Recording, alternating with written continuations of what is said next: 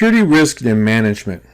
The security and risk management domain addresses many fundamental security concepts and principles, as well as compliance, ethics, governance, security policies and procedures, business continuity planning, risk management, and security education, training, and awareness. This domain represents 15% of the CISSP certification exam. For the CISSP exam, you must fully understand and be able to apply security governance principles, including alignment of security functions to business strategies, goals, missions, and objectives, organizational processes, security roles and responsibilities, control frameworks, due care, and due diligence. I'm going to cover each one of those in depth in the following presentations. In order for an information security program to be effective, it must be aligned with the organization's mission, strategy, goals, and objectives. Therefore, you must understand the differences and relationships between the organization's mission statement, strategy, goals, and objectives. You also need to know how these elements can affect the organization's information security policies and program. Proper alignment with the organization's mission, strategy, goals, and objectives also help to build business cases, secure budgets, and allocate resources for security program initiatives. With proper alignment, security projects and other activities are appropriately prioritized, and they fit better into your organization's policies, practices, and processes. Let's take a look at mission and strategy. An organization's mission statement expresses its reason for existence. A good mission statement is an easily understood general purpose statement that says what the organization is, what it does, and why it exists, doing what it does in the way that it has chosen to do so. An organization's strategy describes how it accomplishes its mission and is frequently adapted to address new challenges and business realities. Let's look at goals and objectives. A goal is something or many somethings that an organization hopes to accomplish. A goal should be consistent with the organization's mission statement or philosophy, and it should help define a vision for the organization. An objective is a milestone or a specific result that is expected, and as such helps an organization attain its goals and achieves its mission. Security personnel should be acutely aware of the organization's goals and objectives. Only then can security professionals ensure that security capabilities will work with and protect all the organization's current, changing, and new products, services, and endeavors. Organizations often use the terms goals and objectives interchangeably without distinction. Worse than that, some organizations refer to goals as long-term objectives and objectives as short-term goals. For the CISSP exam, though, I want you to know that an objective is short-term and it supports a goal, which is intermediate term, which supports a mission, which is long-term, which is accomplished with a well-defined strategy. All of these fall under the umbrella of the organization's mission statement. Now I'm going to discuss key processes in the realm of security governance. We're going to look at organizational processes and security executive oversight. First, we have governance committees and executive oversight. Security management starts or should start at the top with the executive management and board level oversight. This generally takes the form of security governance, which simply means that the organization's governing body has set the direction and the organization has policies and processes in place to ensure that executive management is following that direction. They're fully informed and they're in control of information security strategy, policy, and operations. A governance committee is a group of executives and or managers who regularly meet to review security incidents, projects, operational metrics, and other aspects of concern to them. The governance committees will occasionally issue mandates to security management about new business activities and shifts in priorities and strategic direction. In practice, this is not much different from governance in IT or other departments. Governance is how executive management stays involved in the goings-on in IT, security, and other parts of the business. Let's look at acquisition and divestitures. Organizations, particularly in private industry, continually are reinventing themselves. More than ever before, it is important to be agile and competitive. This results in organizations acquiring other organizations, organizations splitting themselves in two or more separate companies, as well as internal reorganizations to change the alignment of teams, departments, divisions, and business units. There are several security-related considerations that you should take into account when the organization acquires another organization or when two or more organizations merge.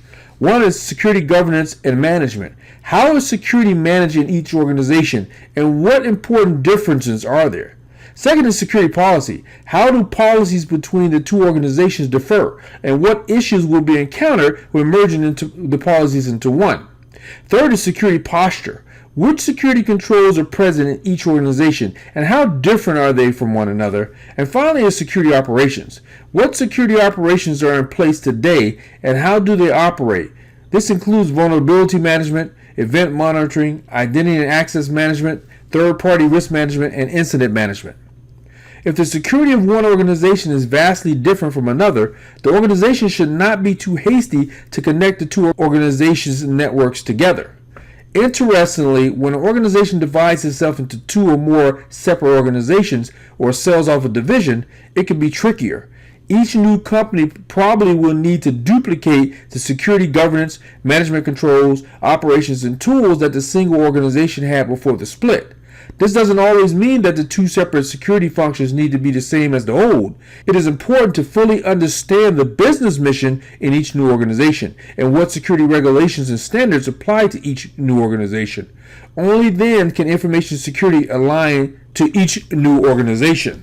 Let's take a look at the security roles and responsibilities. The truism that information security is everyone's responsibility is too often put into practice as everyone is responsible, but no one is accountable. To avoid this pitfall, specific roles and responsibilities for information security should be defined in an organization's security policy, individual job or position descriptions, and third-party contracts. These roles and responsibilities should apply to employees, consultants, contractors, interns, and vendors. And it should apply to every level of staff from C-level executives to line employees. First, we have management. Senior level management is often responsible for information security at several levels, including the role as an information owner, which I'm going to discuss in the next section. However, in this context, management has a responsibility to demonstrate a strong commitment to an organization's information security program through the following actions. First, creating, mandating, and approving a corporate information security policy. This policy should include a statement of support for management and should also be signed by the CEO, COO, CIO, and the chairman of the board. Next is leading by example. A CEO who carries a mandatory identification badge and utilizes system access control sets a good example. And third is rewarding compliance. Management should expect proper security behavior and knowledge, recognize and or reward employees accordingly. Management is always ultimately responsible for an organization's overall information security and for any information security decisions that are made or not made.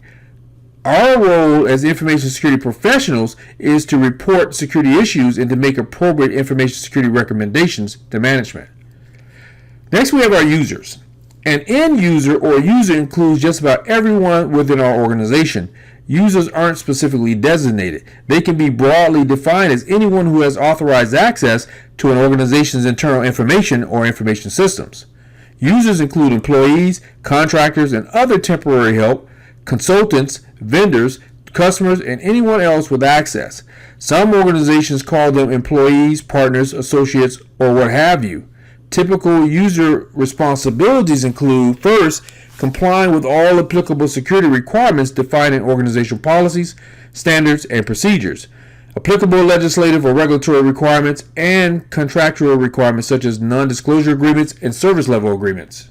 Next is exercising due care in safeguarding organizational information and information assets. Next is participating in information security training and awareness efforts as required. And finally, reporting any suspicious activity, security violations, security problems, or security concerns to appropriate personnel. Next are control frameworks. Organizations often adopt a control framework to aid in their legal and regulatory compliance efforts. Some examples of relevant security frameworks that you might see on the exam include COBIT 5, which is developed by ISACA, formerly known as the Information System Audit and Control Association, and the IT Governance Institute. COBIT consists of several components including framework, which organizes IT governance objectives and best practices, process descriptions, which provides a reference model and common language, maturity models, access organization maturity, capability, and address gaps. The COBIT framework is popular in organizations that are subject to the Sarbanes-Oxley Act, which we call SOX, which I'm going to discuss later. Next is NIST. NIST stands for National Institute for Standards and Technology, and we look at specifically NIST Special Publication 800-53. That's the security and privacy controls for federal information systems and organizations. Known among information security professionals as NIST 800-53, this is a very popular and comprehensive controls framework required by U.S. government agencies. It is also widely used in private security, both in the U.S. and throughout the world. Another one that's important is COSO or COSO. It's Committee of Sponsoring Organizations for the Treadway Commission. It's developed by the Institute of Management Accountants, the American Accounting Association, the American Institute of Certified Public Accountants, the Institute of Internal Auditors, and the Financial Executives International. The COSO framework consists of 5 components. You have the control environment, which provides the foundation for all other internal control components. You have risk assessment, which establishes objectives through identification and analysis of relevant risks and determines whether anything will prevent the organization from meeting its objectives. We have control activities, which are policies and procedures that are created to ensure compliance with management directives. Various control activities are discussed in other parts of our course. We have information and communication. This ensures appropriate information systems and effective communication processes are in place throughout the organization.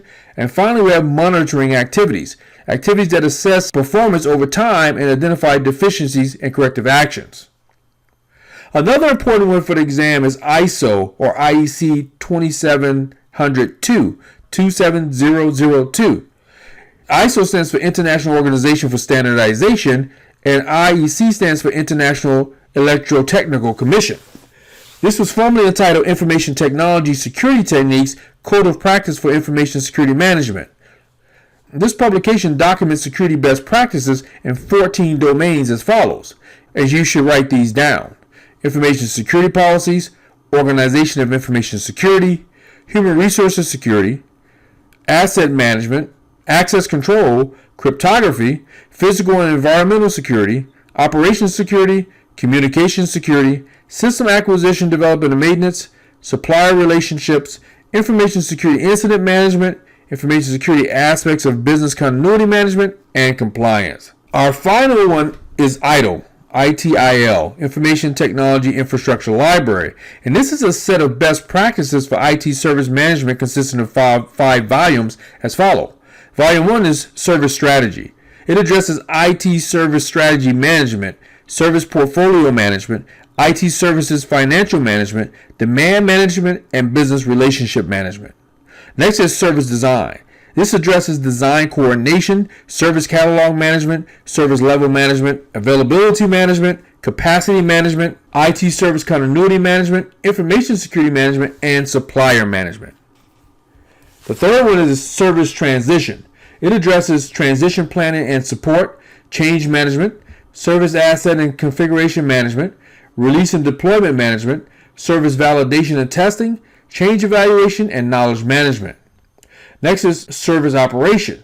It addresses event management, incident management, service request fulfillment, problem management, and access management. And the fifth and final is Continual Service Improvement.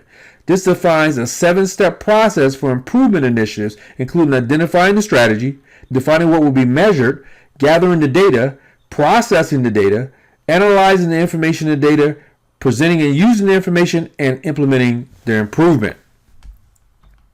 Let's talk about due care and due process, and we'll begin with due care. Due care is the conduct that a reasonable person exercises in a given situation, which provides a standard for determining negligence. In the practice of information security, due care relates to the steps that individuals or organizations take to perform their duties and implement security best practices. Another important aspect of due care is the principle of culpable negligence. If an organization fails to follow a standard of due care in the protection of its assets or its personnel, the organization may be held culpably negligent.